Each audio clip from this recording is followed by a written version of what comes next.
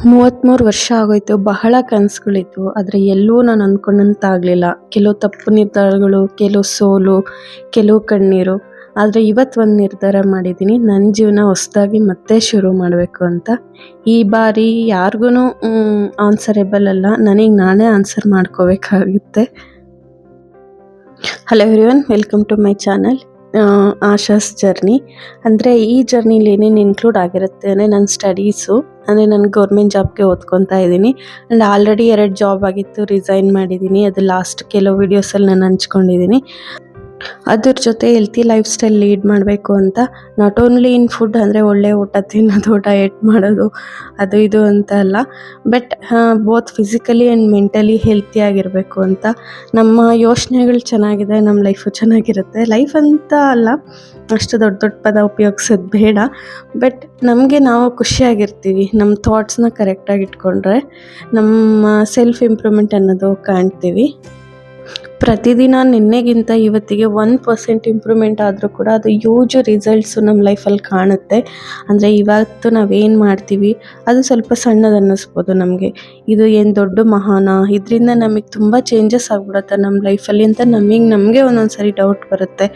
ಆದರೆ ಆ ಒಂದೊಂದು ಮೂಮೆಂಟ್ಸು, ಆ ಒಂದೊಂದು ಅಚೀವ್ಮೆಂಟ್ಸು, ಒನ್ ಡೇಲಾಗೋ ಅಚೀವ್ಮೆಂಟ್ಸು ಹೋಗ್ತಾ ಹೋಗ್ತಾ ಹೋಗ್ತಾ ಹೋಗ್ತಾ ನಮ್ಮ ಲೈಫಲ್ಲಿ ಹ್ಯೂಜ್ ರಿಸಲ್ಟ್ಸ್ನ ಕೊಡುತ್ತೆ.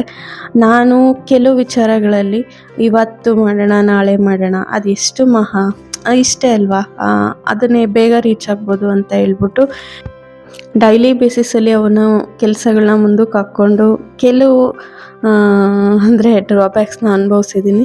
ಸೊ ಅದನ್ನು ಈ ಸರಿ ಮಾಡೋದು ಬೇಡ ಅಂತ ಡಿಸೈಡ್ ಆಗಿದ್ದೀನಿ. ಈ ಒಂದು ಕೆಲಸ ಇವತ್ತೇನು ಅಂದ್ಕೊಂಡ್ರೆ ಅದನ್ನು ಮಾಡೋಣ ಅಂತ. ಎವ್ರಿಡೇ ಇದೇ ರೀತಿ ಮೋಟಿವೇಟೆಡ್ ಆಗಿರ್ತೀವಿ, ಅಥವಾ ಎವ್ರಿಡೇ ನಾನು ಅಂದ್ಕೊಂಡಿದ್ದೆಲ್ಲ ಮಾಡ್ತೀನಿ ಅನ್ನೋ ರೀತಿ ನಾನು ನಿಮ್ಮ ಹತ್ರ ಪ್ರೊಜೆಕ್ಟ್ ಮಾಡ್ತಿಲ್ಲ. ಆದರೆ ಆ ನಿಟ್ಟಲ್ಲಿ ಕೆಲಸ ಮಾಡಬೇಕು ಅನ್ನೋದು ನನ್ನ ಉದ್ದೇಶ ಆಗಿದೆ. ಇವತ್ತಿಂದ ಆ ನಿರ್ಧಾರ ತಗೊಂಡಿದ್ದೀನಿ ನಾನು. ಈ ವರ್ಷದಲ್ಲಿ ಬಿಗ್ ಥಿಂಗ್ ಅಂದರೆ ನನಗೆ ತುಂಬ ನೋಟಿಫಿಕೇಷನ್ಸ್ ಇದೆ ಸರ್ಕಾರದಿಂದ. ಅದರಲ್ಲಿ ಒಂದು ಗೌರ್ಮೆಂಟ್ ಜಾಬ್ ತೊಗೋಬೇಕು ಅಂತ. ಒಂದು ಗೌರ್ಮೆಂಟ್ ಜಾಬ್ ಅಂತ ನಾನು ಯಾಕೆ ಹೇಳ್ತೀನಿ ಅಂದರೆ, ಆಲ್ರೆಡಿ ಅದರಲ್ಲಿ ಕೈ ಸುಟ್ಕೊಂಡಿದ್ದೀನಿ ನಾನು. ರಿಸೈನ್ ಮಾಡಿದಾಗ ಇದ್ದಿದ್ದ ರೀಸನ್ಸ್ ಬೇರೆ, ಬಟ್ ಅದಾದಮೇಲೆ ಜೀವನ ತುಂಬ ಪಾಠಗಳನ್ನ ಕಲಿಸ್ಕೊಡ್ತು. Not only in financial matter. ಒಂದು ಜಾಬ್ ಅನ್ನೋದು ನಾನು ಬರೀ ದುಡ್ಡಿಗೋಸ್ಕರನೇ ಅಂತ ನಾನಿಲ್ಲಿ ಹೇಳ್ತಿಲ್ಲ.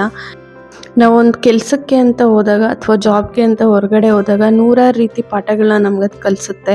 ಅಂದರೆ ಒಂದು ಡೈಲಿ ಲೈಫಲ್ಲಿ ಜರ್ನಿ ಆಗ್ಬೋದು, ಅಥವಾ ಆಫೀಸ್ ಅಟ್ಮಾಸ್ಫಿಯರ್ ಆಗ್ಬೋದು, ಅಥವಾ ವರ್ಕ್ ಪ್ರೆಷರ್ ಆಗ್ಬೋದು, ಅದನ್ನು ನಾವು ಯಾವ ರೀತಿ ಹ್ಯಾಂಡಲ್ ಮಾಡ್ತೀವಿ, ಅದನ್ನೆಲ್ಲದನ್ನು ನಮಗೆ ಕಲಿಸ್ಕೊಡುತ್ತೆ. ಒಂಥರ ಬ್ರಾಡ್ ಥಿಂಕಿಂಗ್ನ ಬೆಳೆಸುತ್ತೆ ಅದು. ಈಗ ನಮ್ಮ ಮನೇಲಿ ಇದ್ದಿದ್ದ ತಕ್ಷಣ ಎಲ್ಲರೂ ಅದನ್ನು ಮಾಡ್ತಿಲ್ವಾ, ನಾನು ಅದನ್ನು ಹೇಳ್ತಿಲ್ಲ ಇಲ್ಲಿ. ಕೆಲ್ಸಕ್ಕೆ ಹೋದರೆ ಅಷ್ಟೇ, ಹೊರಗಡೆ ದುಡಿಯೋಕೆ ಹೋದರೆ ಅಷ್ಟೇ ಇದೆಲ್ಲ ಕಲಿಬೇಕಾ ಅಂತ ಅಲ್ಲ. ನಾವು ಮನೇಲಿರೋದೇ ಆಗ್ಬೋದು, ಅಥವಾ ಮನೇನ ಮೇಂಟೈನ್ ಮಾಡೋದೇ ಆಗ್ಬೋದು, ಅಥವಾ ಹೊರಗಡೆ ಹೋಗಿ ದುಡಿಯೋದಾಗ್ಬೋದು, ಎರಡೂ ನಮ್ಮ ಚಾಯ್ಸ್ ಆಗಿರಬೇಕು. ಅದು ಬೇರೆಯವರಿಂದ ನಾವು ಇನ್ಫ್ಲುಯೆನ್ಸ್ ಆಗಿರಬಾರ್ದು. ಅಂದರೆ ನಿರ್ಧಾರ, ಈಗ ನಮ್ಮ ಮನೆಯಲ್ಲೇ ಇದ್ದು ನಾವೆಲ್ಲರನ್ನೂ ಚೆನ್ನಾಗಿ ನೋಡ್ಕೊತೀವಿ, ಹೆಲ್ತಿಯಾಗಿ ನೋಡ್ಕೊತೀವಿ, ಅವರು ಆಗೋ ಹೋಗೋಗಳು ನಾವು ನೋಡ್ಕೊತೀವಿ, ಆ ಡಿಸಿಷನ್ ಕೂಡ ನಮ್ಮದೇ ಆಗಿರಬೇಕು. ಆರ್ ಇನ್ ಕೇಸ್ ನಾವು ಹೊರಗಡೆ ಹೋಗಿ ದುಡಿತೀವಿ, ನನಗೆ ಅದೇ ಇಷ್ಟ, ಅದು ನನಗೆ ಚೆಂದ ಅನ್ನಿಸ್ತಿದೆ, ಈ ಡಿಸಿಷನ್ ಕೂಡ ನಮ್ಮದೇ ಆಗಿರಬೇಕು. What ever the reasons, what ever the situations, everything ನಾವು ಡಿಸಿಷನ್ ನಾವು ತೊಗೊಂಡಿರಬೇಕು. ಅವಾಗಷ್ಟೇ ಆ ಕೆಲಸದ ಮೇಲೆ ಆ್ಯಂಡ್ ಆ ಡಿಸಿಷನ್ ಮೇಲೆ ನಮಗೊಂದು ಗೌರವ ಇರುತ್ತೆ. ಈ ರೀತಿ ಯೋಚನೆಗಳು ನನಗಿಲ್ದಲೆ ಆ ಎಂಗೇಜಲ್ಲಿ ಕೆಲವು ತಪ್ಪುಗಳು ನನ್ನಿಂದ ಆಗಿದೆ, ಕೆರಿಯರ್ ವೈಸ್ ಆಗ್ಬೋದು, ಕೆಲವು ಡಿಸಿಷನ್ಸಲ್ಲಿ. ಅದನ್ನೆಲ್ಲದನ್ನು ಈಗ ನಾನು ರೆಕ್ಟಿಫೈ ಮಾಡ್ಕೋಬೇಕು ಅಂತ ಡಿಸೈಡ್ ಆಗಿದ್ದೀನಿ. ಇವತ್ತಿಂದ ಆ ದಿನಗಳು ಮತ್ತೆ ನನ್ನ ಲೈಫಲ್ಲಿ ಬರಬಾರ್ದು. ಜೊತೆಗೆ ಇದು ನನಗೆ ಖುಷಿ ಅನ್ನಿಸ್ಬೇಕು, ನನ್ನ ಜರ್ನಿ ನನಗೆ ಖುಷಿ ಅನ್ನಿಸ್ಬೇಕು ಅಂತ ಹೇಳ್ಬಿಟ್ಟು ಡಿಸೈಡ್ ಮಾಡಿದ್ದೀನಿ.